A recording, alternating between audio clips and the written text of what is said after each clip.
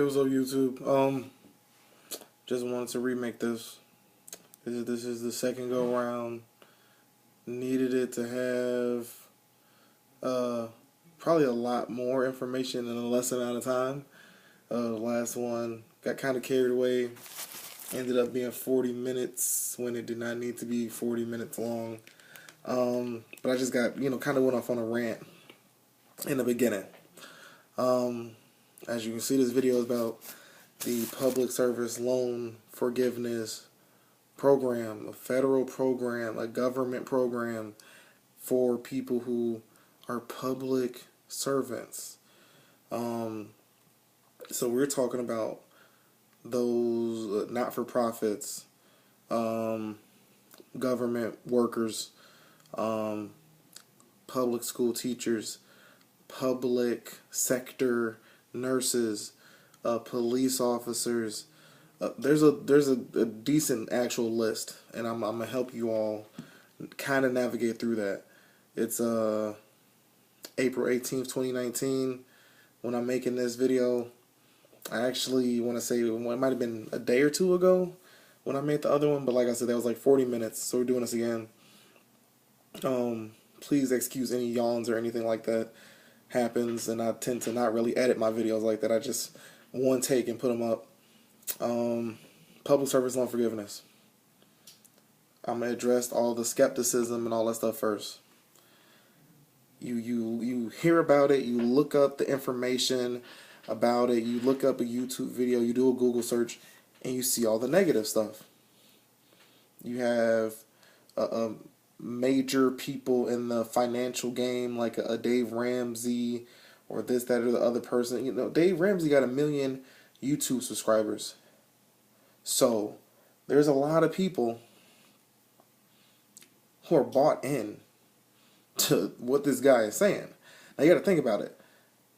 If somebody has 1 million YouTube subscribers, we're not even counting all the people who just watch his videos in general. But 1 million people who have at least seen one of his videos feel that what he talks about and what is said and discussed and yada yada yada is, these are people who trust this man.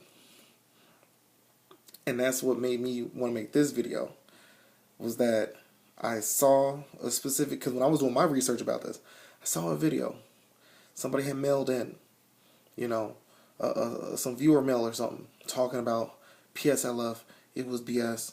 I did it. I didn't get accepted. And then they go into the whole, 90%, 99%, whatever percent of Americans who have applied for this have gotten rejected.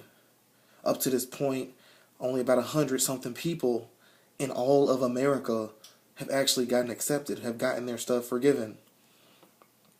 This is what you got to realize real quick. I'm not trying to waste another whole 5 minutes on this like I did last time. This is a young and a fairly new still. This is something new. It started in 2007. Do you think that right away that there were people who actually knew about it? So in reality, it started in 2007, but you probably didn't see an influx of people really truly sit there and begin attempting this, saying like, this is what I'm gonna do. Probably not until 2018, right? Probably wasn't really till like 2018. So 2018 rolled around, and you got people who set off on this 10-year journey, because that's what it is. 120 payments. You can't. It's not a thing that's set up where it's like you need to pay XYZ amount in XYZ amount of time. It's no. For 120 payments, they don't even have to be consecutive.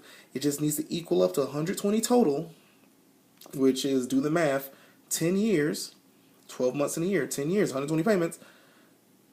And then once you hit the number, once you hit that 120th payment, and you followed the rules, you followed every step, everything we've asked you to do for this program, these are the requirements for this program, we will drop the rest of what you owe.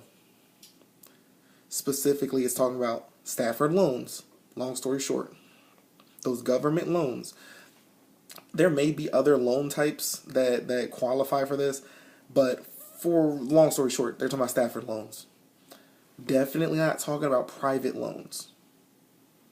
If you went through Sallie Mae, Discover, Chase, whoever you took out a loan with, that was not a Stafford loan, does not apply for you.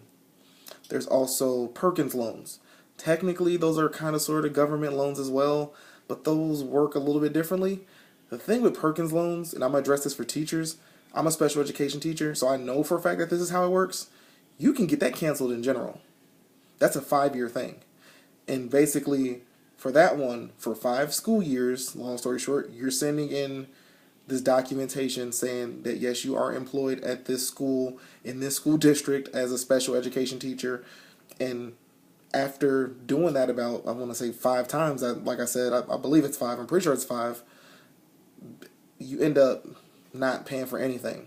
Like, they just kind of cancel it out. But it's 5 years. That's just for the Perkins loan. Going back to the Stafford loan, going back to PSLF, you need these specific things. You need to be on an income-driven repayment plan. There's other terms for it, but specifically, it is basically income-driven repayment plan. The way you get on this plan requires, and actually, there's a lot that goes with this, but what they're looking for, what they want to see is, what's your income? How much do you make? Hence, income-driven repayment plan. Before you even get super deep into PSLF, there's actually multiple ways you can do this. You can get on an income-driven repayment plan. So let's say you weren't even with PSLF yet, you just heard about it, but you did it through whoever your servicer, your loan servicer is for your Stafford loans. For instance, mine is Great Lakes. I actually applied for an income-driven repayment plan directly with them. And I got approved and all that stuff. What they had me do was send in my most recent tax return. Sent that in, called it a day. And they were like, you're approved, but currently my loans were on deferment or whatever. So it's not like I'm not even paying student loans right now. Not at the current moment. But they were saying once my stuff starts back up, they'll let me know what my rate is and I'll be on the IDR plan. Like, that's how I'm going to be repaying. By default, what I was paying before compared to what I would be paying now is probably half. I had to be paying like $400 a month. And I know for some people, they're probably sitting there like, that ain't nothing. I've been paying $700 a month, $800 a month for the past who knows what years. I was just starting. I was paying $400 a month for at least a year maybe. And then I went back, I was taking some grad school classes, so we put it on deferment and yada, yada, yada. I'm taking, or at least what I want to do is this. I need to find a way to make this work. This is going to cost a lot of money. Put me on an income-driven repayment plan. Let's see how it goes. Even when, and what they say about a lot of loan servicers, a lot of times they say, no, the loan servicers, they're not really trying to help you out that much because at the end of the day, you're paying them money, yada, yada.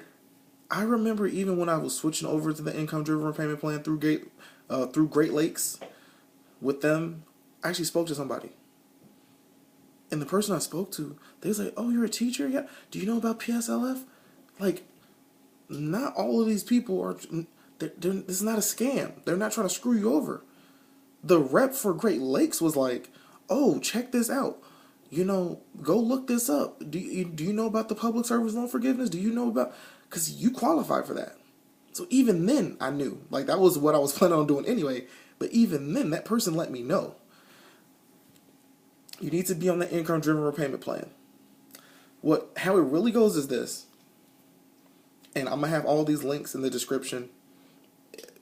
All of it's going to be there.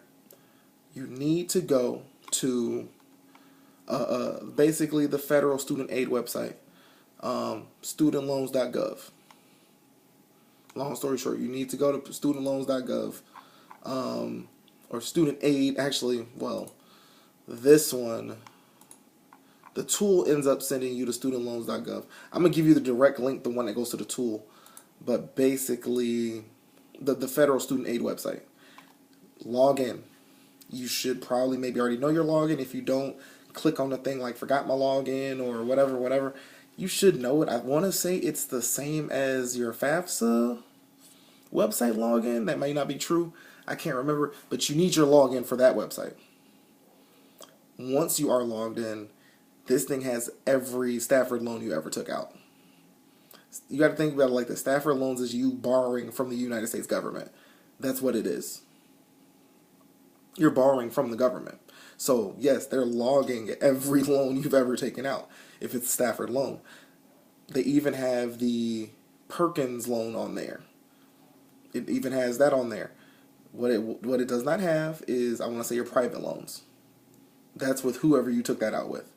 But it has grant money on there. It has all sorts of stuff. If it was money that was related to the government in some way, shape, or form, it's on there. So you need that login. What else you need for this? You're going to need your W-2 from your employer or employers, but you need your W-2 for what I'm about to go through. That's all you really need. So let me start. It's already been 11 minutes, 30 seconds. I'm not trying to go to 40 minutes again. Trying to cut this off at 20, no matter how it goes, possibly even quicker, sooner. Click the link. You go to the tool. Now, you're going to need to log in if you're not already logged in. You're going to log in. You're going to click accept, okay, whatever. It's going to take you back to the page with the tool. You click to start the tool. Start using the PSLF tool. This is how you know they're like not trying to scam people. Because you've had so many people saying, oh, it's a scam, it's a ripoff, I did all these payments, yada, yada, yada, I didn't even get accepted. People did not get accepted because they didn't do it right. They did not follow what it was telling them to do. They just thought, oh, if I just make 120 payments under whatever payment plan I'm on without doing any... People were just thinking 120 payments, my stuff's dropped. No. There was a very specific thing you're supposed to do. So you got all these people who think they got ripped off or this... And they weren't even ever in it. They never even started. They just thought that all they had to do was make 120 payments. That's not how it works. They put this tool there to help you, to guide you through. I'm going to kind of help you and guide you through as well. Real quick. So you're logged in. You're on the tool. You start the tool. It says employment eligibility. I'm going to walk you through this if you're a teacher or a nurse, maybe even a police officer. This is for public servants. So not-for-profit workers, government workers, public school teachers, public sector nurses and stuff like that, police officers. You start it. It says employment eligibility. If you're a teacher, like me, public school teacher, you're going to click on the third option, a not-for-profit organization that is not a 501c3 organization. You click that. The next thing that's going to pop up, is this employer a partisan political organization or a labor union? No. And that's when you get your list. You choose public health, public education, public library services, law enforcement, military. I mean, there's a whole list that qualifies for this. So I click public education. And then I get a green check mark. It tells me to go. Continue. Click it. Loan eligibility. Essentially, like I said, if you have Stafford loans, you're good. Parent Plus loans, I think, can be some way, shape, or form rolled into a specific type of loan that does end up being covered by PSLF. But if you have certain types of loans, it'll tell you. Like even on here, it tells me some of your loans do not qualify for the PSLF program, but there are actions you could consider taking. They're telling me what to do. They're trying to help me consolidate some of your loans. So it's telling me you have loans under the federal student loan program, such as the federal family education loan program, or the federal, so Perkins loans. I have my Perkins loan, but like I said, I already know how to cancel that out. But if, let's say I did not fall under the cancellation requirements for the Perkins loans, they're trying to tell me what I can do to consolidate it into the specific type of loan that could fall under PSLF in the long run. So, like I said, they're trying to help me.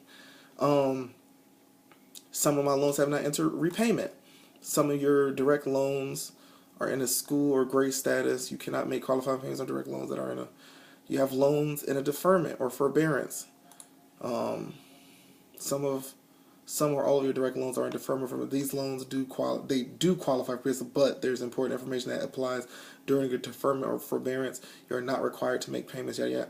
If you are ready to make qualifying payments now, you can work with your servicer to end your deferment or forbearance and begin making payments. If you're on a deferment or forbearance because you can't, okay. Other than that, continuing on. The reason my stuff was like that is because I went back to school, and my stuff is about to be up in probably like a month or two anyway. Click continue. Employment details. This is where you need to have your W-2 on hand or multiple W-2s. Wherever you were working for your recent W-2s, you put all the information in there one at a time. The reason why you need the W-2 is because they will have a section on there that asks about, well, it gets the general employment information. And that's where you first see W-2. Most of the time you're filling out stuff like this, you want to have the W-2 on hand anyway because you want to fill it out exactly how it is. This is all government stuff. Fill it out the way it is on the W-2. I even put my stuff in caps locks and I typed it all capitalized. I wrote it the way I saw it on the W-2. The EIN number, that is on your W-2, that is box B. Employee identification number. It's 9 numbers. It's 9 numbers. So you put that in. For instance, like I said, I can't think of a school district or a school that does not have a website. So I typed in because there's this third box talking about if the organization has a website, enter the web address. I typed in my school districts. I just went to their website, copy, paste, put the link in there. There you go. Next one, employee address line. Once again, look at the W-2. Type it in exactly the way it is from the W-2. City, state, zip, United States, employment history. Basically going back to whenever you first started working at the place. Are you still working for this employer? Yes or no, if you are still working there or not. Full-time. This is something where you do need to be full-time. I don't know how it works if you were part-time one place, part-time another place. I'm not sure. I don't know if it's like you just need a combined 30 hours worked overall at both places. I don't know. But, you know, I'm a full-time teacher. So I'll click full-time, number of hours on average. I put 35. Organization status. I mean, my school's still open, our district's still open. But the question asks this: is this organization closed, or did the organization refuse to certify your employment? No. So then it says to add that employer, you click the little box. So now that has that one listed. If you have another W-2, you would then click add another employer. But I'm moving on. You click continue. You're at part 4, form selection. So if you're just starting out, this is your first time ever doing this, you're going to have the box checked for proceed with generating an employment certification form. This is the real way you start all of this. This is how you really started this, because you need that form. You're going to sign a part on it. Your HR, whoever the head person is over there in HR, they're going to fill out certain things and sign. You fax that in. Where it gets faxed to is this loan servicer called FedLoan. FedLoan, once you're with FedLoan, your loan servicer will get switched over to FedLoan. That's what's supposed to happen. Once FedLoan is now your servicer, you're in. You're playing the game now. Everything you do, for every payment you make from that point on, that's what you're doing. I don't want to say it automatically puts you on an income-driven repayment plan, but I'm pretty sure that that's what they're going to do. But anyways, you proceed with generating an employment certification. Now, let's say you're that other person. Let's say you were with, let's say you have been doing this the whole time. Let's say you hit good old 120. You hit payment 120. You just went through this tool. Or let's say you've been on an income-driven repayment plan this whole time for years now. You've been on it for years, and you just never knew. but you know for a fact you were on that plan. You click on I think I qualify for forgiveness now. Generate an application for forgiveness instead. You click that one, you click continue. But me personally, I clicked on proceed with generating an employment certification form. Click continue. Personal information is number 5. It should have your address, your info. This is my current permanent address, yada, yada, yada. Moving on. Email address, phone number, contact times. Click continue. I gotta confirm my email. Sorry.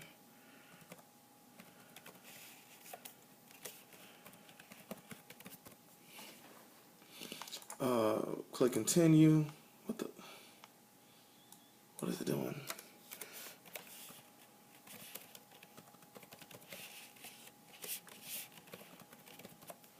Alright, that should be it. Okay, click continue. Now, employer certification form review this information before we wrap up. And it's just like literally a review, everything looks good. Form selection, employee certification, everything looks good. Click save. And you're pretty much done. Step 1, download and print the form. So you're going to download the application. Step 2, read and sign. Step 3, have your employer read and sign. Step 4, submit the form that you and your employer have signed in one of the following ways. Mail to U.S. Department of Education, Fed Loan Servicing, P.O. Box 69184, Harrisburg, Pennsylvania 17106. Fax. Their fax number, I'm pretty sure that's Fed Loans fax, 717-720-1628. That's how you get started with this. They are making it as simple as possible because they hear all this stuff going on. They want people to get on this. Because the people, the 90-something people, 100-something people who did it the right way, they're somewhere chilling, happy, probably with all of this weight lifted off their shoulders. Yet you got a whole bunch of other people who are up in arms because they never followed the rules. And it tells you some general information. Once Fed Loan Servicing receives your form, they will begin their review. Once they review your employment, the number of qualifying payments that you've made will be determined, and then you'll receive a notice telling you the number of qualifying payments you've made. Note, it may take up to 120 days to process your employment information and review your payment information. You will not receive confirmation that your loan, employment, or payments qualify for PSLF until you submit this form.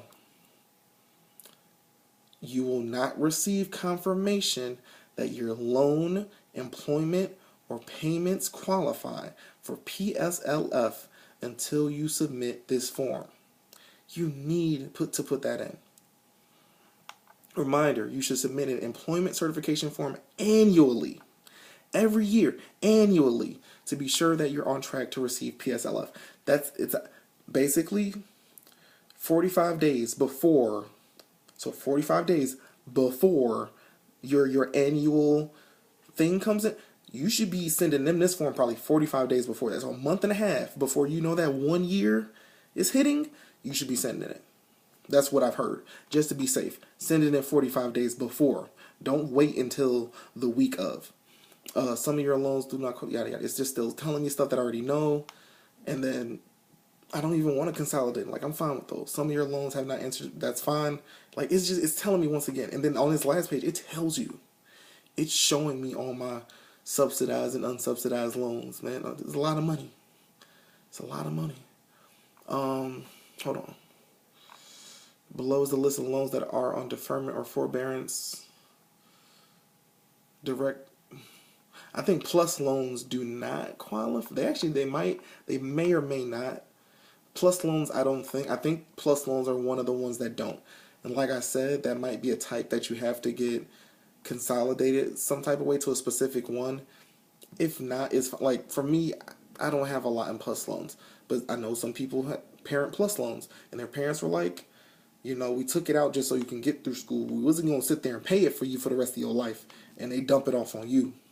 So you got your regular loans that you're already paying. And then now the plus loans on top of that. You know, it happens to a lot of people. But once you print that form, you download it, save it, print out pages I think I forget, because you don't need to print out all of it and send it to HR. Specific numbered pages, just print those off. You sign, send the rest to HR. They'll sign, fax it in, make a copy for yourself just in case, but fax it in. Like I said, federal loan, they'll get to you. It's a waiting process. It's a waiting process. You can annoy them, and that kind of works too. But who this is for? Like I said, public service. You need to be working at a public school. My last video, I made the mistake of saying, "Oh, you needed to be at a Title I school." No. You just need to be at a public school. You need to be a public sector nurse, not private sector, not a private school, not somebody's public. You just need to be at a public school. You don't have to be at a Title I school. Title I would be you're on the income-driven repayment plan. You're at a Title I school. Those are the requirements for the teacher loan forgiveness, and that's the mistake I made. PSLF, you just need to be working at a public school. Like I said, they're going to check your employment every year. I believe they're also going to check how much you make every year. So they may ask you for, oh, you must send in a recent check stub, or you need to send in your tax return, or whatever. And there's a little thing I want to talk about that comes with that. But that's a whole nother video. Maybe, hit me up in the comments and we can talk and I can tell you what I'm talking about. But get on it. Get on it now. Peace.